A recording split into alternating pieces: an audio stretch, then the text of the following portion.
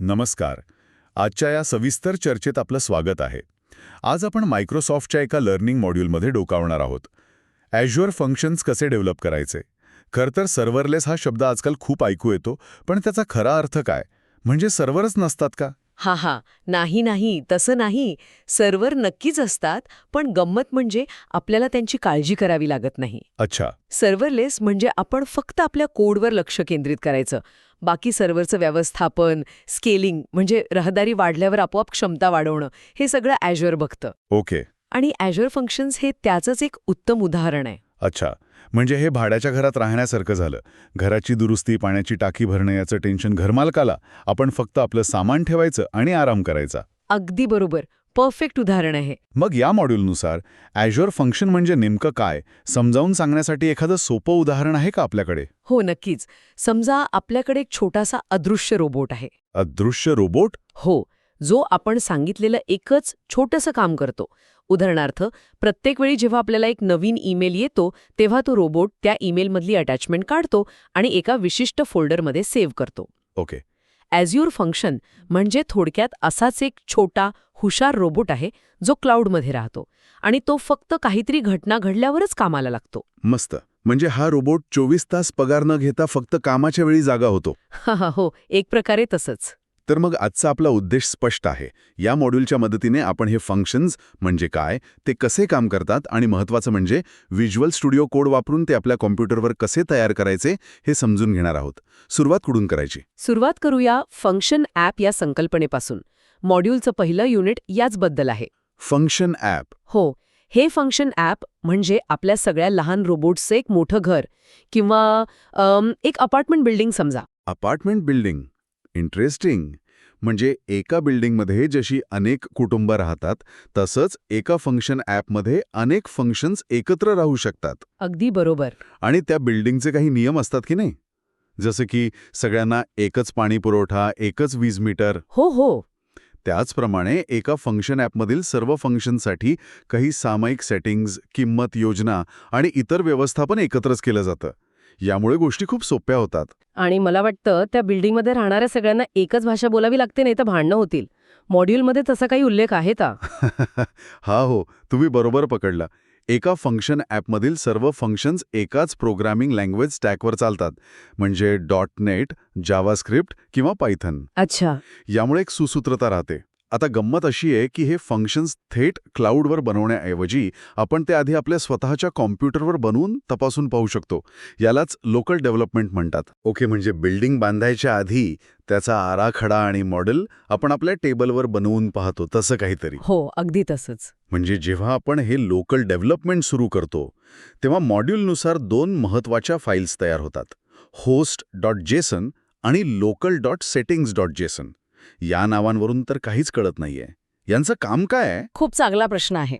या 2 फाईल्समुळेच कॉन्फिगरेशन आणि सिक्रेट्स म्हणजे गुप्त माहिती वेगळी ठेवली जाते. ओके. host.json फाईल म्हणजे त्या फंक्शन ॲपच्या घराचे किंवा त्या बिल्डिंगचे सार्वजनिक नियम पुस्तक.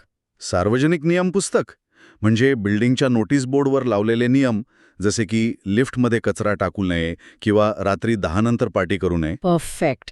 host.json मध्ये अशाच प्रकारच्या ग्लोबल सेटिंग्ज असतात, ज्या त्या ॲपमधील सर्व फंक्शन्सना लागू होतात. उदाहरणार्थ लॉगिंग किती तपशिलात करायचं किंवा एखादं फंक्शन किती वेळ चालल्यावर आपोआप बंद व्हायला हवं, अशा गोष्टी इथे ठरवल्या जातात. ही माहिती गुप्त नसते. ठीक आहे. host.json कळलं. मग local.settings.json ही फाईल काय आहे? ही नोटीस बोर्डवर लावायची नाहीये हे नक्की? अजिबात नाही. local.settings.json ही तुमची वैयक्तिक डायरी आहे किंवा समजा तुमच्या घराच्या तिजोरीची चावी आहे. अच्छा. यात तुम्ही तुमच्या गुप्त गोष्टी जसे की डेटाबेसचा पासवर्ड किंवा इतर सेवांशी जोडण्यासाठी लागणारी कनेक्शन स्ट्रिंग लिहून ठेवता.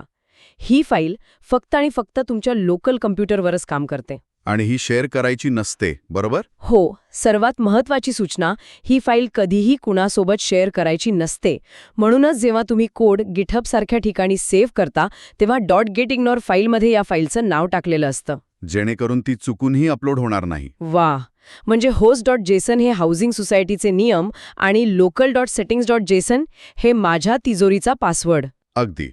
हे वेगळं ठेवल्यामुळे सुरक्षा तर वाढतेच, पण व्यवस्थापनही सोपं होत असेल. ठीक आहे. तर आता आपल्या फंक्शनचं घर तयार आहे, त्याचे नियम ठरले आहेत, पण हा रोबोट कामाला कधी लागणार? त्याला कसं कळणार की आता काहीतरी करायचं आहे? उत्तम प्रश्न. आणि हाच आपल्याला पुढच्या युनिटकडे घेऊन जातो, जे आहे ट्रिगर्स आणि बाइंडिंग्स. ट्रिगर्स आणि बाइंडिंग्स? हो, ही नावं सुरुवातीला थोडी भीतीदायक वाटू शकतात, पण संकल्पना खूप सोपी आणि शक्तिशाली आहे. तुम्ही विचारल्याप्रमाणे फंक्शनला कामाला लावणारी गोष्ट म्हणजे ट्रिगर.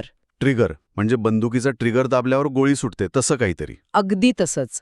ट्रिगर म्हणजे आपल्या फंक्शन रोबोटच्या घराची डोरबेल. डोरबेल? हो, जेव्हा कोणी बेल वाजवतं तेव्हाच रोबोट कामाला लागतो. प्रत्येक फंक्शनला फक्त एकच डोरबेल म्हणजे एकच ट्रिगर असू शकतो. तो ठरवतो की फंक्शन कधी आणि का सुरू होईल. आणि या डोरबेलचे प्रकार पण असतील ना? म्हणजे काही HTTP रिक्वेस्ट आल्यावर वाजणारी बेल, काही ठराविक वेळेवर वाजणारा गजर, एकदम बरोबर. किंवा स्टोरेजमध्ये नवीन फाईल आल्यावर वाजणारी बेल. तुम्ही अगदी योग्य उदाहरणे दिली. नवीन फाईल अपलोड झाली, हा एक ब्लॉब ट्रिगर आहे. मेसेज क्यूमध्ये नवीन संदेश आला, हा क्यू ट्रिगर आहे. किंवा दर तासाला चालणारे काम म्हणजे टायमर ट्रिगर. अच्छा. या ट्रिगरमुळेच आपलं फंक्शन इव्हेंट ड्रिव्हन बनतं. म्हणजे घटना घडल्यावरच प्रतिक्रिया देतं. ओके, डोरबेल वाजली, रोबोट जागा झाला, आता पुढे काय? त्याला काम करण्यासाठी काही माहिती लागेल ना? आणि काम झाल्यावर तो निकाल कुठे देणार? इथे बाइंडिंगचा रोल येतो का? करेक्ट. बाइंडिंग्ज म्हणजे त्या रोबोटचे माहिती घेण्यासाठी आणि देण्यासाठी असलेले हात आणि तोंड. हात आणि तोंड? हो, हे दोन प्रकारचे असतात. इनपुट बाइंडिंग आणि आउटपुट बाइंडिंग. म्हणजे? मी अंदाज लावू का? इनपुट बाइंडिंग म्हणजे रोबोटचे हात, ज्याने तो बाहेरून डेटा आत घेतो, जसं की डोरबेल वाजवणाऱ्या व्यक्तीकडून पत्र घेणे. हो, बरोबर. आणि आउटपुट बाइंडिंग म्हणजे रोबोटचं तोंड, ज्याने तो प्रक्रिया केलेला डेटा बाहेर पाठवतो, जसं की पत्र वाचून त्याचे उत्तर दुसऱ्या पत्त्यावर पाठवणे. बरोबर. अप्रतिम. यापेक्षा सोपं स्पष्टीकरण असूच शकत नाही. एका फंक्शनला अनेक इनपुट आणि आउटपुट बाइंडिंग्स असू शकतात किंवा एकही नाही.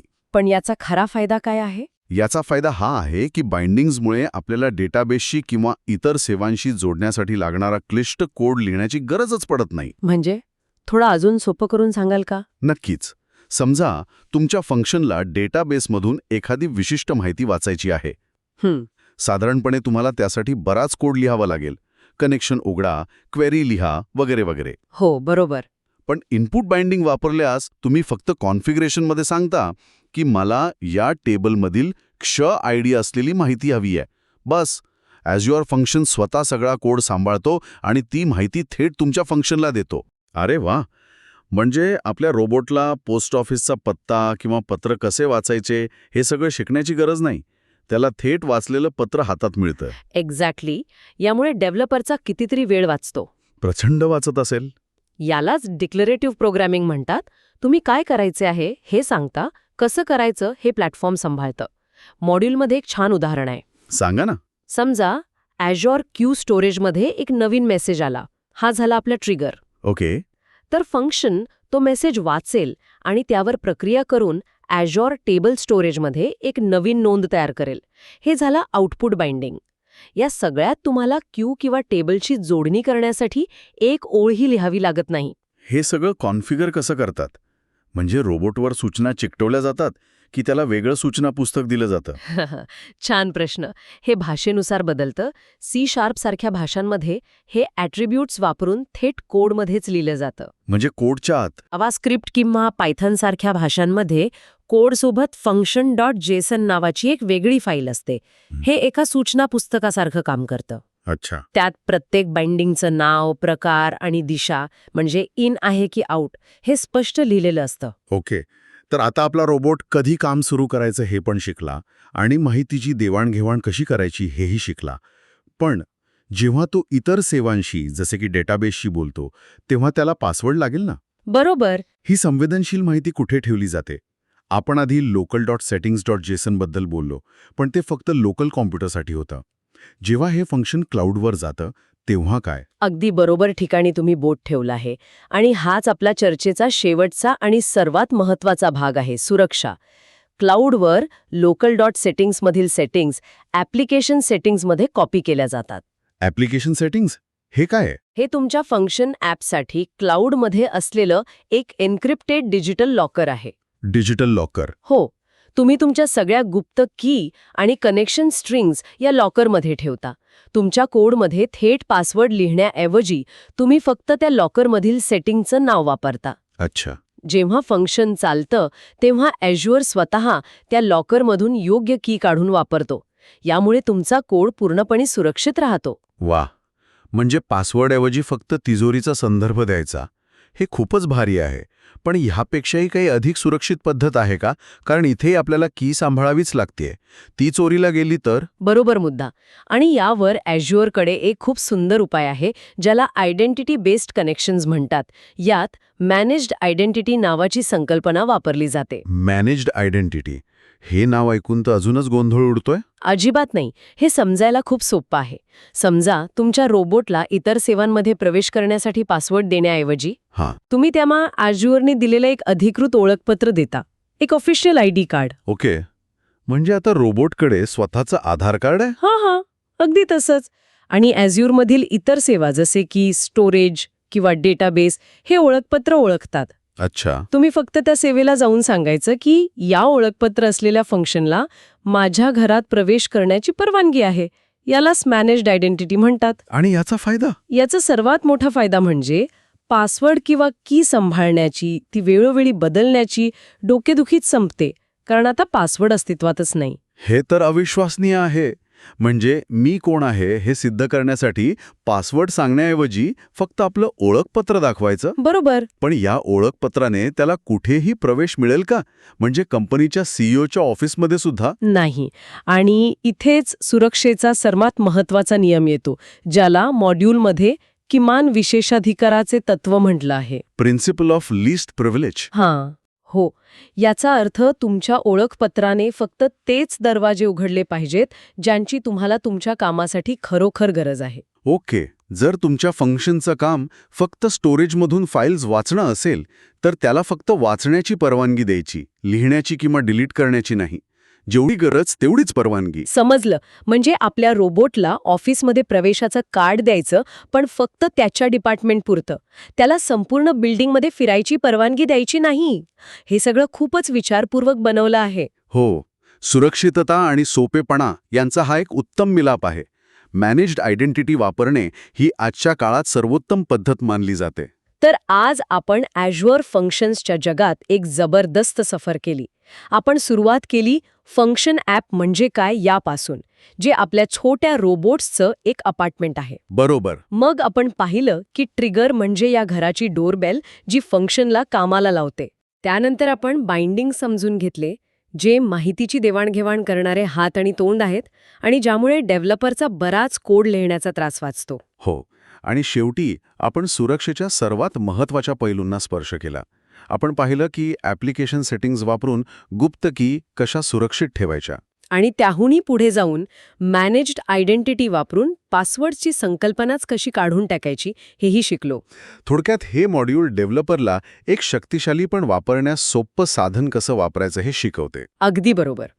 Azure फंक्शन्स हे क्लाउडमधील असे छोटे स्वयंचलित कार्यकर्ते आहेत, जे आपल्या लहान-सहान पण वेळखाऊ कामे आपोआप करून देतात, तेही सुरक्षितपणे. ज्यामुळे आपण खऱ्या महत्त्वाच्या कामावर लक्ष केंद्रित करू शकतो. आता जाता जाता ऐकणाऱ्यांसाठी एक विचार. आज आपण जे काही शिकलो त्याचा विचार करून आपल्या दैनंदिन डिजिटल जीवनातील असं कोणतं एक कंटाळवाणं किंवा पुनरावृत्ती होणारं काम आहे जे आपण अशाच एका फंक्शन रोबोटला करायला देऊ शकतो? विचार करा. कदाचित रोज सकाळी येणाऱ्या न्यूजलेटरमधील फक्त ठळक बातम्या काढून तुम्हाला व्हॉट्सॲपवर पाठवणे. किंवा तुमच्या आवडत्या वेबसाईटवर एखादा नवीन लेख प्रसिद्ध झाल्यावर तुम्हाला नोटिफिकेशन पाठवणे. शक्यता अमर्याद आहेत. विचार करा आणि तुमची सर्जनशीलता कामाला लावा.